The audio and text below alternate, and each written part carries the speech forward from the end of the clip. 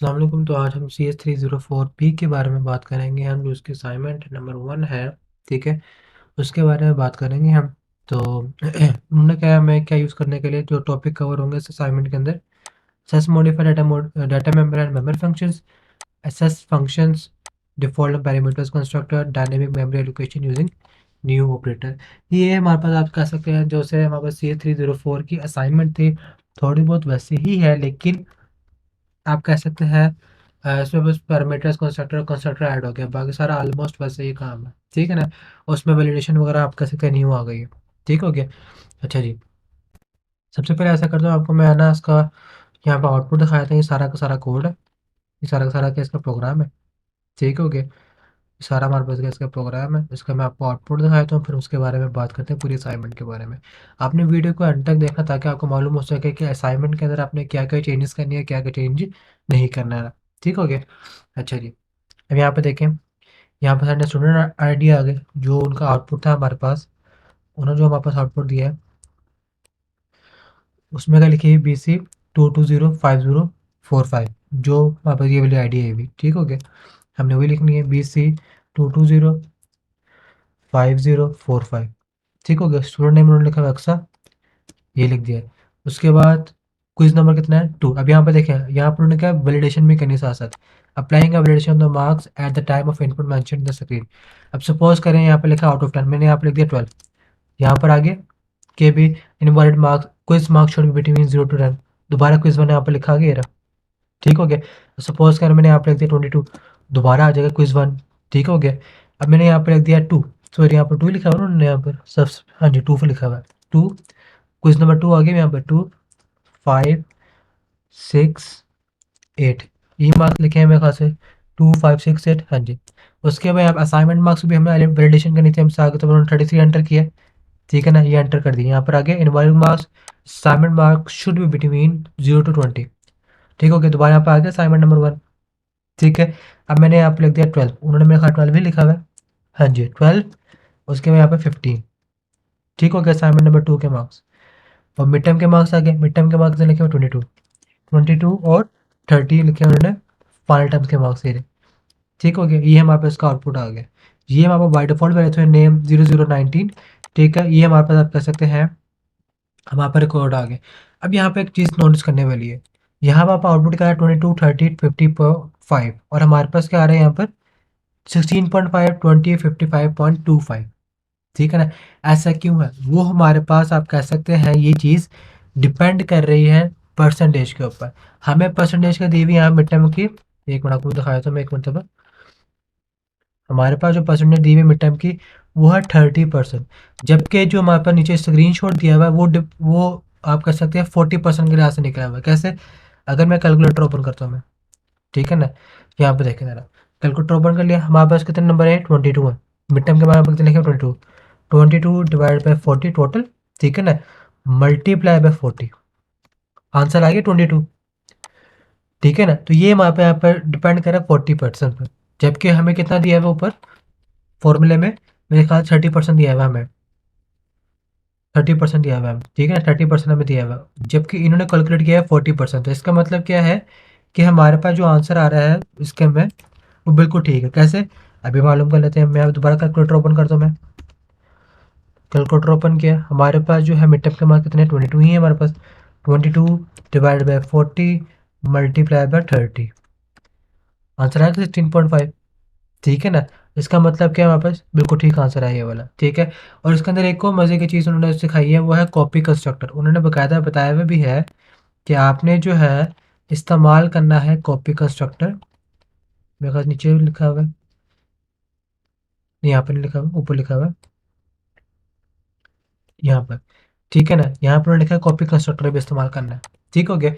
अभी step by step आपको सारा समझाऊंगा कि इसमें वापस हुआ क्या है, कैसे करना है, आपने इसके अंदर क्या क्या चीज़ें चेंज करनी है। तो आपने वीडियो को लाजमी एंड तक देखना है, ठीक है, ताकि आपका जो है असाइनमेंट के नंबर पूरे पूरे आ सके, ठीक है। अब यहाँ पे देखें, हमारे पास जो है असाइनमेंट का ये तो आप कह सकते हैं जो कि आपको असाइनमेंट क्यों दी गई है, फ़ायदा क्या होगा, ये वो चीज़ें लिखी हुई है, इसका तो कुछ भी नहीं, ठीक है ना। उसके अलावा हमें दिए हुए स्टेप बाय स्टेप इंस्ट्रक्शन। सबसे नंबर 1 हमारे पास क्या है, ये हमारे पास वेरिएबल होना चाहिए। कौन-कौन से? Student ID, student name, quiz marks, उसके अलावा कितने क्विज़ होने चाहिए? 4 क्विज़ होने चाहिए, ठीक है। असाइनमेंट मार्क, कितने असाइनमेंट्स होने चाहिए? 2 असाइनमेंट्स होने चाहिए। Mid term marks, final marks और टोटल मार्क्स। टोटल मार्क्स क्या होगा? जो उनके परसेंटेज वगैरह आएगी उन सबको हमने ये कर देना है, प्लस कर देना है, ठीक हो गया। उसके बाद हमने करना है एक पैरामीटराइज्ड कंस्ट्रक्टर बनाना है जिसमें स्टूडेंट की सारी डिटेल जाएगी। कौन सी वाली? ये वाली, सारी की सारी ये, ठीक हो गया। उसके अलावा हमने क्या करना है, एक कॉपी कंस्ट्रक्टर बनाना है। कॉपी कंस्ट्रक्टर मेरे ख्याल से लेक्चर नंबर 9 में आपको मैंने सिखाया, लेक्चर नंबर 9 या लेक्चर नंबर 8 में मैंने आपको सिखाया था, ठीक है ना। लेक्चर नंबर 9 मेरे ख्याल से अभी मैंने अपलोड नहीं किया, इंशाल्लाह वो भी अपलोड हो जाएगा, ठीक है। मेरे को टाइम नहीं मिल रहा तो वरना मैं अपलोड कर दूँ। मैंने वैसे रिकॉर्ड कर लिया भी मैंने, ठीक है। ऑलमोस्ट आप कह सकते हैं लेक्चर नंबर 11 या फिर लेक्चर नंबर 10 तक मैंने रिकॉर्ड कर लिया। इंशाल्लाह मैं जैसे मुझे टाइम मिलेगा मैं अपलोड कर दूँगा साथ साथ। बात रही डेटाबेस की, जो CS403 है, उस पे भी इंशाल्लाह मैं वर्किंग कर रहा हूँ मैं, ठीक है। उसकी भी वीडियोज़ वगैरह आ जाएँगी जल्दी से जल्द। अच्छा जी, बैक टू द टॉपिक। अब यहाँ पर उन्होंने कहा है ये फंक्शन बनाने हैं आपने। कौन-कौन से? Enter data, calculate result, display date. Enter data, calculate result और डिस्प्ले डेट, ठीक हो गया। एंटर डाटा में क्या होगा? जो भी हम इनपुट देंगे किसको? पैरामीटराइज कंस्ट्रक्टर को देंगे, वो पास होंगे किसके अंदर? इसके अंदर पास हो जाएंगे। जो भी हमें पैरामीटराइज कंस्ट्रक्टर से इंफॉर्मेशन आएगी वो कहाँ पे पास होगी? एंटर डाटा में से पास होगी, वो हमें सेविंग के लिए काम करेगा एंटर डाटा, ठीक हो गया। Calculate result, calculate result depend करता है किसके ऊपर? ग्रेडिंग स्कीम के ऊपर। To calculate the result according to the grading scheme. कौन सा वाला? ये हमें, ये हमारे पास ग्रेडिंग स्कीम दी है उन्होंने, ठीक है। डिस्प्ले डाटा, डिस्प्ले डाटा क्या करेगा? जो भी उन्होंने हमारा कैलकुलेशन आएगी उसको हमने टेबल फॉर्म में शो कर दिया, जैसे अभी मैंने आपको शो करके दिखाया, जिस तरह करके ये वाला, इस तरह करके हमने करना है, शो करना है डिस्प्ले डाटा से, डिस्प्ले डाटा से, ठीक हो गया। अच्छा जी, ये हमें दिए हुए ग्रेडिंग स्कीम। क्विज की क्या ग्रेडिंग स्कीम है? 10%, असाइनमेंट की 20%, मिड टर्म की 30%, फाइनल टर्म की 40%, ठीक है ना। बल्कि मेरे ख्याल से 60% हो गई, ठीक है ना। यूनिवर्सिटी की तो आपने कोशिश करनी है कि फाइनल टाइम में, मिड टाइम में अच्छा नंबर लेना ताकि रिजल्ट भी आपका अच्छा है। अच्छा जी, उन्होंने फॉर्मूला क्या दिया हुआ? Obtain marks of all quizzes, ठीक है ना, डिवाइड बाय टोटल मार्क्स, ठीक हो गया। यानी कि जो हमारे पास आप कह सकते हैं तो ऑब्टेन मार्क्स इन सबको प्लस करना है, इन सबको प्लस करने के बाद टोटल पे डिवाइड कर देना है। टोटल पे डिवाइड करने के बाद आपने क्या करना है, उसको मल्टीप्लाई कर देना 10 से। हमारे पास क्या आ जाएगी? ग्रेडिंग स्कीम ऑफ क्विज आ जाएगा। सेम एड्रेस आप कह सकते हैं, सेम एड्रेस कोई असाइनमेंट के लिए भी है। जो आप असाइनमेंट का नंबर होगा उसको प्रेस करना है, डिवाइड करना है किस पे? 40 पे। 20 मार्क्स का है ना, एक है ना, तो 40 पे डिवाइड हो जाएगा, multiply by 20। Same address mid term का होगा और फाइनल टर्म का भी होगा। ये हमारे पास सारी क्विज आ गई, आप कर सकते हैं ग्रेडिंग स्कीम आ गई हमारे पास, ठीक है। उसके अलावा हमने क्या करना है, ये चीज़, ये स्टेप सबसे ज़्यादा इंपॉर्टेंट है, आपने इसको अपने गौर से समझना है। हमने क्या करना है, एक अरे क्रिएट करनी है, जो हमने CS304 में भी अरे क्रिएट की थी एम्प्लॉय के लिए। यहाँ पे भी हमने अरे क्रिएट करनी है स्टूडेंट के लिए, ठीक है ना। जिसका साइज क्या होगा? 3 होगा। हमने इंडेक्स 0 पे, हमने क्या करना है, इनिशियलाइज करना है इंडेक्स 0 पे पैरामीटराइज कंस्ट्रक्टर, यानी कि बाय डिफॉल्ट कंस्ट्रक्टर। कौन सा वाला? ये वाला। यहाँ पे देखें, ये हमारे पास क्या है, ये हमारे पास क्या है? पैरामीटराइज कंस्ट्रक्टर है बाय डिफॉल्ट, जो हमने यहाँ पर वैल्यू एंटर की है। अगर आपको मैं दिखाऊं, मैं ये देखना यार, ये देखें, ये मैंने यहाँ पर ऑटोमेटिकली आप कह सकते हैं मैनुअली एंटर की है वैल्यूज खुद से, ठीक हो गया। उसके बाद, उसके बाद जो आप कह सकते हैं enter data for the index one through enter data, यानी कि हमारे पास जो सेकंड है, जो हमारे पास ये वाला सेकंड है, यानी कि ये वाला, ठीक है, ये हमने यूज करना है, आप कह सकते हैं एंटर डाटा से। इसको हमने यूज़ करना है एंटर डाटा से, ठीक है ना। यहाँ पर तो मैंने आपका कैसे पैरामीटर्स कंस्ट्रक्टर यूज़ करना है हमने, ठीक है। इसको हम कैसे यूज़ करेंगे, यहाँ पे मैं इसको सही भी कर देता हूँ मैं।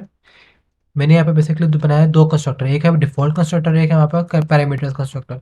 इसको मैं यहाँ पर सही कर देता हूँ मैं, कंट्रोल प्लस एक्स, ठीक है ना। उन्होंने कहा है कि इसको आपने जो है ना सिंपल सा, ठीक है, आपने जो है इसको क्या करना है, मुझे यहाँ पे इसको लिखने की जरूरत नहीं, इस तरह करके सिंपल सा लिखूंगा, डॉट एंटर डाटा, ठीक है ना। आगे ये सारी वैल्यूज आ जाएंगी हमारे पास, और कुछ भी नहीं, क्योंकि उन्होंने क्या है कि जो सेकंड वाला होगा, यानी कि इंडेक्स 1 वाला होगा, वहाँ पे एंटर करना डाटा इससे, ठीक हो गया। और फिर जो हमारे पे इंडेक्स 1 अरे होगी ना, इसको अपने पास कर देना किसके अंदर? इंडेक्स 2 में, ताकि वो क्या हो जाए, कॉपी कंस्ट्रक्टर हो जाए। बाकी सारा रिकॉर्ड कहाँ से आ जाएगा? डिस्प्ले डाटा से आ जाएगा, इस तरह करके, डिस्प्ले डाटा से आ जाएगा हमारे पास। ठीक है, एक मरतबा दोबारा इसको रन करके देख लेते हैं कि हमारे पास को आउटपुट ठीक आ रहा है या नहीं। चलिए, थोड़ा वक्त लगेगा क्योंकि इसके एक्सटेंशन वगैरह भी काफ़ी लगी हुई है इसमें। अच्छा जी, एंटर आई डी BC220505, ये उन्होंने आई डी दी हुई थी हमें, नाम क्या लिखा हुआ था, अक्सा लिखा हुआ था। ठीक है ना, 2 5 6 8 12 15, और आप यहाँ पे कह सकते हैं 22 था, यहाँ पे 30 था। ठीक हो गया, यहाँ पे देखें हमारे पास वही आउटपुट आ गया। ठीक है, हमारे पास सारा का सारा आउटपुट वैसे आ रहा है, चेक कर लेते हैं हम। यहाँ पे आता हूँ मैं नीचे सबसे। ठीक हो गया, ये देखें ऐसे आउटपुट आ रहा है हमारे पास, वैसे आउटपुट आ रहे हैं देखें। ठीक है ना, सारी वैलिडेशन भी कर ली हुई है, वैलिडेशन भी आप चेक कर सकते हैं यहाँ पर। ठीक हो गया, आउटपुट भी सारे यहाँ पर आ रहा है। ठीक है, अब बारी आती है कोड की। ये सब चीज़ें मैंने आपको ओवरव्यू बता दी जो मैंने यहाँ पे वर्किंग की है, हमने इसके अंदर क्या क्या चीज़ें कर सके, हमने क्या इसके अंदर सीखा है हमने। ठीक है, अब बात करते हैं हमने इसके अंदर एडिटिंग क्या करनी है। ठीक है ना, वैसे इसके अंदर एडिटिंग कुछ खास है नहीं क्योंकि उन्होंने खुद कहा नहीं से। यहाँ पे देखें, एक मतलब एक कोड जो है ना, ये वाला यहाँ से मुझे रिमूव करना पड़ेगा। ठीक है ना, ताकि कोई गलती के चांस ना हो। ठीक है, और कोशिश कीजिएगा ये जो कोड है हमारे पास को C++ कंपाइलर यानी कि डेफ C++ पे विजुअल स्टूडियो स्टूडियो में आप कह सकते हैं चलाएं, ताकि कोई एरर वगैरह ना आए। क्योंकि अगर मोबाइल वगैरह में इस्तेमाल करते हैं ना, उसमें मोस्टली कहते हैं शिकायत आती है कि भी एरर वगैरह आ रहा है हमारे पास। ठीक है ना, तो मोबाइल में यूज़ करने से ग्रेस करें क्योंकि मोबाइल कंपाइलर को सपोर्ट नहीं करता ज़्यादा। ठीक है ना, मोबाइल हमारे पास कंपाइलर को ज़्यादा सपोर्ट नहीं करता। तो लैपटॉप या कंप्यूटर में इसकी टेस्टिंग वाला करें आप। ये क्या हो गया भाई, जो फाइल बंद हो गई।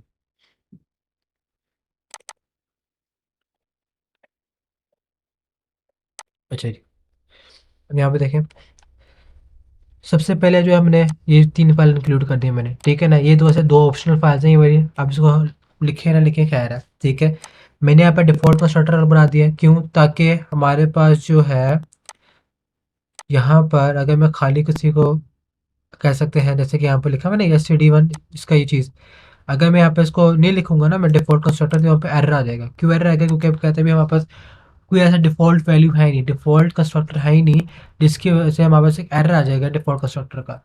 वो बनाना लाजमी है। मैंने डिफ़ॉल्ट कंस्ट्रक्टर में आप देखेंगे कुछ भी नहीं लिखा हुआ, सिंपल बनाया हुआ है, यहाँ पर देखें कुछ भी नहीं लिखा हुआ है, ताकि कोई एरर वगैरह ना आए।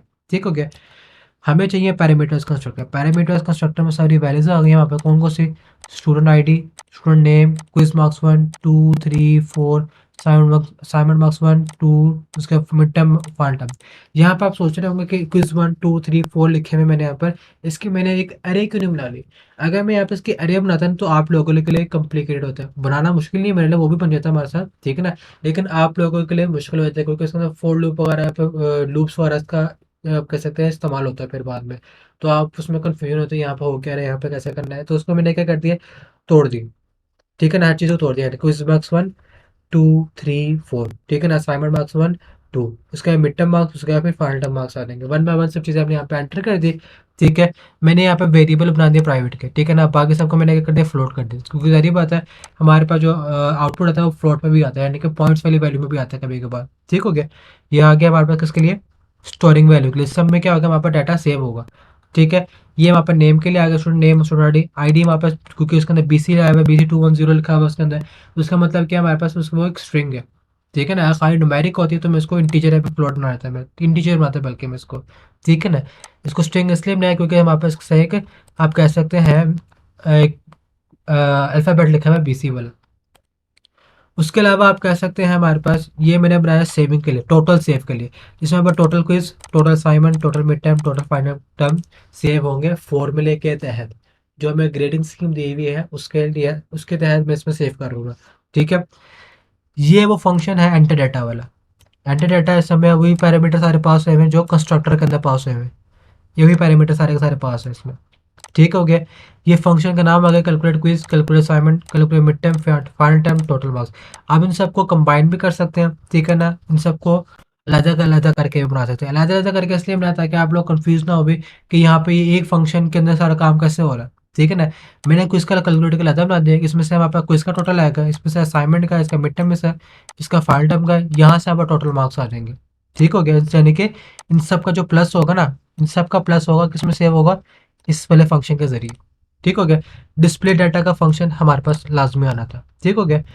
ये हमारे पास कंस्ट्रक्टर कौन सा कंस्ट्रक्टर है, हमारे पास कॉपी कंस्ट्रक्टर है, जिसमें हमारे पास रेफरेंस सेव है ऑब्जेक्ट का। ठीक है। ऑब्जेक्ट जो हमारे पास होगा उन सब में स्टूडेंट आईडी नेम वगैरह जो भी आएगा ना, उसको मैंने यहाँ पर सेव कर दिया।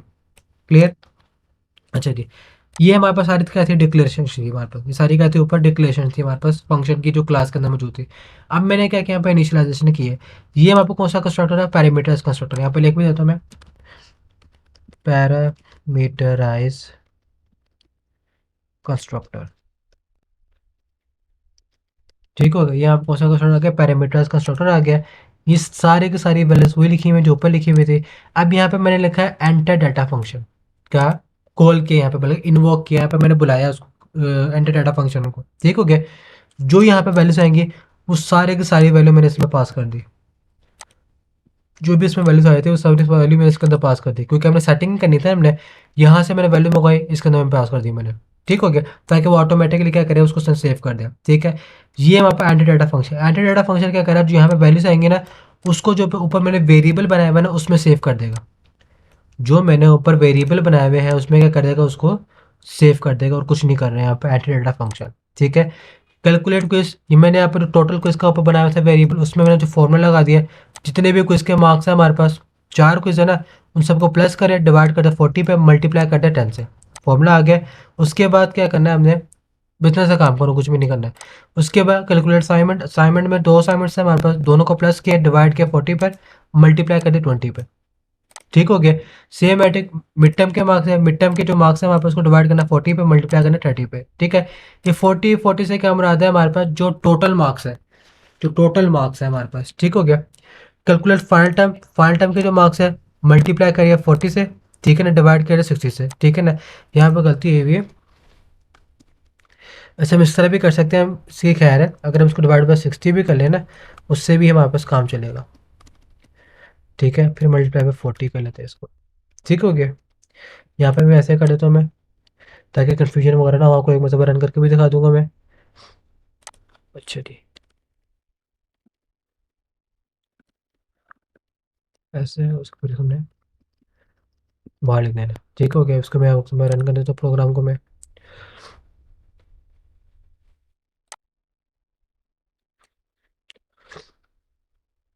स्टूडेंट आई हमारे पास आई वो है C 22040505 2 5 6 8 12 15, उसके अलावा 22 और 30। ठीक हो गया। वही आंसर आ रहा है हमारे पास 55.25। ठीक हो गया ना। चाहे हम उसको वैसे लिख लें या फिर वैसे लिख लें, ऐसे लिख लें, दोनों सेम ही है हमारे पास। क्लियर हो गया। तो मैंने इसलिए इसका आपको बता दिया ताकि आप बाद में कंफ्यूज ना हो कि यहाँ पर कोई गलती ना हो जाए। ठीक है ना, कि भी इसका आंसर कुछ और आ रहा है, इसका आंसर ऐसा नहीं आना था। ठीक है। आगे यहाँ पर calculate total marks, total marks कहाँ से आ गए, ये total final term plus mid term plus assignment plus quiz. ठीक है ना। यहाँ पे देखिए total quiz plus assignment plus mid term plus final term. ठीक हो गया। उसके बाद डिस्प्ले डाटा में क्या किया है, जो मेरे पास क्विज के मार्क्स है, असाइनमेंट के मार्क्स है, मिड टर्म के मार्क्स है, फाइनल टर्म के मार्क्स है और टोटल मार्क्स है, इन सबको मैंने यहाँ पे क्या कर लिया, कॉल कर लिया। उसके बाद मैंने क्या कर दिया, सी आउट स्टूडेंट आईडी जो यहाँ पर सेव है, student name, mid term, total mid term, total final term, total marks. ठीक हो गया। उसके बाद यहाँ पे ENT लगा लिया, एंड लगा लिया, ताकि हमारे पास जो न्यू लाइन में आ जाए। ये चीज़ यहाँ पे खत्म हो जाता है मैं, क्योंकि इसकी जरूरत भी नहीं मुझे। अच्छा जी। आगे हमारे पास है, यहाँ पर आप कह सकते हैं क्लास का काम यहाँ पर ख़त्म हो गया। जो हमारे पास क्लासेस के अंदर चीज़ें चाहिए थी ना, जो असाइनमेंट में लिखी हुई थी, वो यहाँ पर ख़त्म हो चुकी है। अब हमारे पास बारी है इंट मेन फंक्शन के अंदर यूज़र से इनपुट लेने की। ठीक हो गया। मैंने यहाँ पर वैलिडेशन भी लगानी थी, हमने क्या लगानी थी, यहाँ पर वैलिडेशन भी लगानी थी। यहाँ पर कह सकते हैं ये मैंने यहाँ पर इस्तेमाल किया है, यह फंक्शन है हमारे पास वैलिडेशन फंक्शन। ये कौन सा फंक्शन है हमारे पास, वैलिडेशन फंक्शन। ठीक हो गया। इस वैलिडेशन फंक्शन से मुझे मालूम हो रहा लो हाई एक्स। यहाँ पर इसका मतलब क्या है, हमारे पास बिटवीन द वैल्यू कौन सी वैल्यू आ रही है, जैसे कि 0 से लेकर 10 तक। मुझे ये चाहिए कि 0 से लेकर 10 तक की वैल्यू मेरे पास है, ठीक है ना। यहाँ पर 0 लिखेंगे, यहाँ पर 10 लिखेंगे, यहाँ पर जो यूजर डाटा लिखेगा हमारा वो आ जाएगा। रिटर्न क्या करते हैं, X minus I multiply by X minus low less than is equal to 0, ठीक है ना। ये आप कह सकते हैं फॉर्मूला होता है, रिटर्न मैंने कर दिया। इससे हमारे पास ट्रू आएगा या तो फॉल्स आएगा आंसर। इससे हमारे पास क्या आएगा आंसर, ट्रू आएगा या तो फॉल्स आएगा, ठीक हो गया। ये हमारे पास वेरिएबल बना लिया मैंने। ये वेरिएबल क्या होगा हमारे पास, असाइनमेंट के quiz marks 4, assignment 2, mid term marks, final term marks. उसके बाद स्टूडेंट नेम, स्टूडेंट ने आईडी आगे यहाँ पर जो हमने यूजर से कैच करनी है। ये मेरे पास लिखे हुए फ्लैग। ये आप कह सकते चेक पॉइंट, यानी कि आप कह सकते हैं मिसाल के तौर पर कोई एरर वगैरह आएगा ना, एरर वगैरह आएगा तो यहाँ पे क्या हो जाएगा, फॉल्स हो जाएगा। अब मिसाल के तौर पर कोई एरर वगैरह आया क्विज के अंदर कि भी वो आउट ऑफ रेंज चला गया, अगर वो आउट ऑफ रेंज चला जाएगा ना तो फ्लैग क्विज क्या हो जाएगा, यहाँ पे फॉल्स हो जाएगा। अगर असाइनमेंट आउट ऑफ रेंज जाएगी उसका नंबर, तो फिर वो यहाँ पर फॉल्स हो जाएगा, ठीक हो गया। यहाँ पे देखे जरा, ये चीज़ समझने वाली है।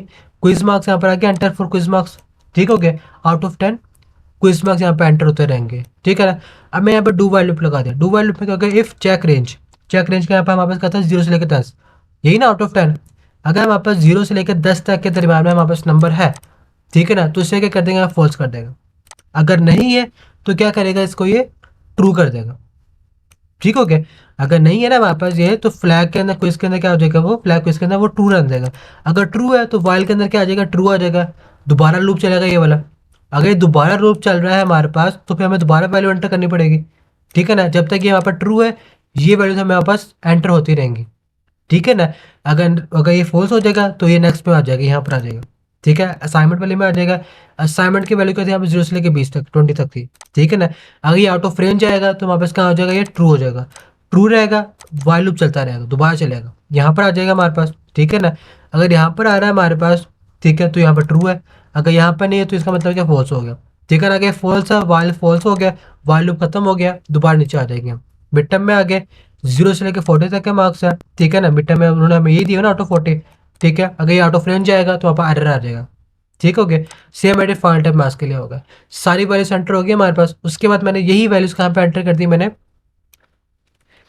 ये वैल्यूज मैंने कहाँ पे एंटर की हैं, मैंने एंटर की हैं यहाँ पर, ठीक है ना। ये देख रहे हैं, ये चीज़ मैंने आपको समझाई थी, आप कह सकते हैं CS304 के असाइनमेंट के अंदर, ठीक हो गया। ये बाकी जो एडिशनल चीज़ें मैंने लिखी, मैंने इसको मैं खाली टेस्टिंग के लिए लिखी थी बेसिकली, मैंने इसको मैंने हटाया, तो मैं आपके लिए फ़ायदा नहीं इन चीज़ों का। अच्छा जी, यहाँ पर सबसे पहले उन्होंने कहा था एक पैरामीटराइज कंस्ट्रक्टर के जरिए वैल्यू सेंड करनी है, सेंड कर दी। सेकंड स्टेप क्या कहा था उन्होंने, जो 1 होगा वापस इंडेक्स, उसको आपने क्या करना है, उसको आपने क्या करना है, एंटर डाटा के जरिए वैल्यू सेंड करनी, यहाँ से लेके यहाँ तक लिखा है पूरा का पूरा, यहाँ तक लेके आता है। उसके अलावा जो हमारे पास सेकंड इंडेक्स में वैल्यू होगी, उसमें अपना पैरामीटर पास करना है, कौन सा, ये वाला। इससे फायदा क्या होगा, ये ऑब्जेक्ट पास किया मैंने यहाँ पर, ये हमारे पास ऑब्जेक्ट है ना। अगर मैंने ऑब्जेक्ट पास किया तो यहाँ पे कौन सा आप कह सकते हैं फंक्शन अब अप्लाई होगा, कॉपी कंस्ट्रक्टर का। कॉपी कंस्ट्रक्टर का हमारे पास यहाँ पर फंक्शन अप्लाई हो जाएगा। उसके अलावा वही टेबल जो बना दी सी आउट वाला, ठीक है। यहाँ पर डिस्प्ले डाटा, जो ऑब्जेक्ट 1 का डाटा है, ऑब्जेक्ट 2 का डाटा है, ऑब्जेक्ट 3 का डाटा है, हमारे पास एंटर हो गया, डिस्प्ले हो जाएगा। जैसे डिस्प्ले होगा उसके बाद सारे पैरामीटर जो डायनेमिक मेमोरी है उसे क्या कर देगा, वो फ्री कर देगा, डिलीट, ठीक है ना। अरे था ये अरे यहाँ पर लगा दिया, एस वहाँ पर जो ऑब्जेक्ट बना हुआ था ये वाला, ठीक है ना, वो ऑटोमेटिकली यहाँ पर डिलीट हो जाएगा मेमोरी में से। क्लियर हो गया। ये हमारे पास है CS304P की असाइनमेंट। आपको मैं दोबारा आउटपुट दिखाया तो ताकि आपको भी तसल्ली वगैरह हो जाए, ठीक है, कि बिल्कुल ठीक आउटपुट है हमारे पास। को मैच वगैरह भी कर लेते हैं हम, ठीक है। ये हमारे पास आ गया आउटपुट, ठीक है ना। मैं यहाँ पे लिखता हूँ, मैं BC220505 जो उन्होंने हमें दी हुई थी आईडी, ठीक है। उसके बाद नाम दिया हुआ था अक्सा, ठीक है। हमारे पे यहाँ पे वैल्यू मिसाल के तौर पर लिखा है 12, यहाँ पे देख रहे हैं क्विज 1 ही क्विज 1 में आ गए, ये हमारे पास आ गए थे, ठीक है, मिसाल के तौर पर, ठीक है। अब मैंने यहाँ पे लिखा 2, उसके बाद लिखा 5, फिर 6, फिर 8। अब असाइनमेंट का चेक कर लेते हैं। अगर मैं लिखे यहाँ पर 33 लिखा, दोबारा यहाँ पर आ गया, शुरू बिटवीन 0-20, असाइनमेंट 1 लिखा है यहाँ पे, दोबारा दोबारा असाइनमेंट 1 से मार्क्स एंटर करने हैं। यहाँ पर वहाँ पर लिख दिया 12 जो उन्होंने हमें वैल्यू दी हुई थी, ठीक है। असाइनमेंट 2 के मार्क्स उन्होंने हमें दिए 15 वैल्यू यहाँ पर, ठीक है। मिड टर्म के मार्क्स आगे मिसाल के तौर पर लिख दिया मैं 55, ठीक है ना। यहाँ पर आ गया invalid marks, mid term marks should be between 0-40, ठीक हो गया। मैंने यहाँ पर उन्होंने जो वैल्यू लिखी थी वो 22 लिखी हुई थी, ठीक है। फाइनल टर्म के मार्क्स आ गए, फाइनल टर्म के मार्क्स आगे मैं आउट ऑफ रेंज यानी कि 61 लिख दिया मैंने, सपोज करें, ठीक है। 61 में भी हम चल गए ये। मैंने यहाँ पे वैलिडेशन मेरे ख्याल से उसकी जो है थोड़ी बहुत गलती हो, चलो अच्छी बात है, वो नज़र आ गई है। ठीक है, अभी कलेक्ट कर लेते हैं हम इसको 61 वाला भी।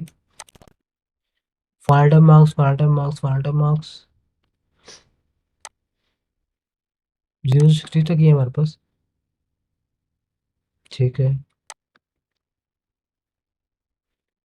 59 पे लेता हूँ, ऐसा करते हैं इसको। ठीक हो गया। ठीक है, यहाँ पे देखें ज़रा, मैं अभी चेक किया, मैंने वीडियो पोस्ट करके ना, यहाँ पे क्या गलती हुई भी, यहाँ पे देखें, यहाँ पे मिड टर्म लिखा हुआ है मैंने, ठीक है ना। मैंने यहाँ पे लिखना था फाइनल टर्म, ठीक है ना, मैंने यहाँ पे लिखना था फाइनल टर्म मार्क्स, उसको मैंने कहता यहाँ पे 60 कर दिया दोबारा। ठीक हो गया, 60 कर दिया मैंने। उसके अलावा यहाँ पर देखें, यहाँ पे एक और मैंने गलती की हुई है फाइनल टर्म वाले में, ऐसे कॉपी करता हूँ मैं, इधर आएगा वापस ये चीज़। ठीक हो गया। अब हमारे पास जो है फाइनल टर्म वाला सारा क्लियर हो गया है। एंटर मिड टर्म, ओ सॉरी सॉरी सॉरी, ये हमारा फाइनल टर्म है। ठीक है, ये फाइनल टर्म यहाँ पर आ गया। ठीक है, ठीक है, अब सारा कोड ठीक चलेगा।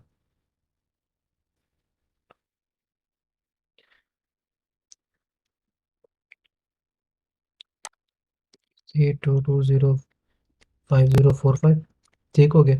वहाँ पर जो नेम है वो अक्सर यहाँ पर था, 2 5 6 8 12 15 22। यहाँ पर अगर मैं लिखूँ 61, ठीक है ना, यहाँ पे देखा आ गया हमारे पास। ये वहाँ पे चल रहा है फाइनल टर्म मार्क्स शूज भी, यहाँ फाइनल टर्म का लिखा हुआ है। ये बिटवीन 0 to 40 यहाँ पे मैंने चेंज नहीं किया, वो भी चेंज हो जाएगा, वहाँ पर टेंशन नहीं है। यहाँ पर क्या होगा, बस 60 लिखना और कुछ भी नहीं करना। ठीक हो गया, यहाँ पर वापस आएगा 60। अब मैं यहाँ पे देखो दोबारा 61 लिखूंगा, वैसे वहाँ पर 40 ही लिखा आएगा अभी यहाँ पर। ठीक है, यहाँ पर 33 लिख दूंगा मैं वहाँ पर। ठीक हो गया, यहाँ वापस आ गया, आउटपुट आ गया यहाँ पर ये वाला। ठीक हो गया, क्लियर हो गया। ठीक है, अच्छा जी। अब यहाँ पे मैं थोड़ा बहुत चेंज किया ना, बेसिकली यहाँ पे क्या होता है हमारे पास, इधर थोड़ा बहुत गड़बड़ हो गई, तो कुछ भी नहीं है। ठीक है, बाकी सारा कोड चेंज हो गया, बाकी सारा आपका सकते बिल्कुल ठीक है। ठीक हो गया, अच्छा जी। दोबारा एक मरतबा इसको मैं चेक कर लेता हूँ, अभी आपके सामने एक मरतबा मैं यहाँ पर अपडेट कर दूँ मैं। ठीक है, यहाँ पर सारा अपडेट कर दूँ मैं कोड, जो मैंने यहाँ पर चेंज किया है मैंने।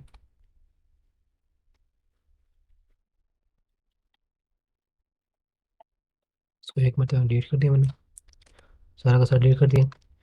कंट्रोल+A, कंट्रोल+C, कंट्रोल+V, यहाँ पे आके मैंने पेस्ट कर दिया, सारा सेव कर दिया यहाँ पर मैंने। ठीक हो गया, अब इसको एक मरतबा दोबारा रन कर लेते हैं, ताकि अगर कोई मसला वगैरह हो मेरे सामने सारा आ जाए। ठीक हो गया, सारी वैलिडेशन वगैरह तो बात चेक कर लेता हूँ आपके सामने, ताकि कोई बड़ा मसला वगैरह ना हो। BC210 आप कह सकते हैं, जो फिर उन्होंने लिखा हुआ है 2205045। ठीक है, ठीक है, यहाँ पे अगर मैं लिखूँ, मैं साल को 22 आंसर आ गया। ठीक हो गया, 2 5 6 8, क्विज मार्क्स अवेलेबल 23। ठीक हो गया, वहाँ पर वैलिडेशन में कोडिंग चल रही है, यहाँ पर भी 12 15। मिड टाइम में देखता है कि मैं लिखूँ 44, आंसर आ रहा नहीं आ रहा है, यानी कि हमारे पास यहाँ पर वैलिडेशन लगी हुई है। ठीक हो गया, यहाँ पर 22 और मिड फाइनल टर्म मार्क्स आ गए। फाइनल टर्म मार्क्स में हमारे पास क्या है यहाँ पर, आप कह सकते हैं 33, 33 लिखा मैंने यहाँ पे। आप कह सकते हैं, मैं यहाँ पे लिखा 61 लिख दिया मैंने, एरर आ गया। फाइनल टर्म मार्क्स छोड़े बिटवीन 0 to 60, मैंने यहाँ पर 33 लिख दिया, यहाँ बस इसका आंसर आ गया। ठीक हो गया, सारे आपके सामने असाइनमेंट बार चेक करवा दी मैंने, सारे एरर जो अभी तो सारे खत्म हो गए हैं। ठीक है, जो अगर आपको जहाँ भी कन्फ्यूजन वगैरह होना है, तो मेरे ईमेल पे कांटेक्ट कर लें, यहाँ पे आप मुझे कमेंट सेक्शन में कमेंट कर दीजिएगा। ठीक है, मुझे यहाँ पे कन्फ्यूजन हो रही है इस लाइन नंबर पे, आपने बकायदा ने मुझे प्रोग्राम की लाइन नंबर बतानी है कि मुझे इस लाइन, यहाँ पर लाइन नंबर लिखी हुई है सारी की सारी। ठीक है ना, इस लाइन नंबर, या फिर आप मुझे स्क्रीनशॉट भेज देंगे ईमेल पे, साथ हाईलाइट कर देंगे मुझे ये लाइन पे कन्फ्यूजन हो रही है, यहाँ पे क्या हो रहा है। ठीक हो गया, ठीक है, अगर आपको वीडियो अच्छी लगी हो तो लाजमी इसको लाइक करें, सब्सक्राइब करें, इसको शेयर करें। ठीक है, मिलते हैं अगले लेक्चर्स में, जो उनके जो लेक्चर्स वगैरह होंगे ना CSA 04 के, उन पे मिलते हैं। ठीक है, ओके, अल्लाह हाफिज़।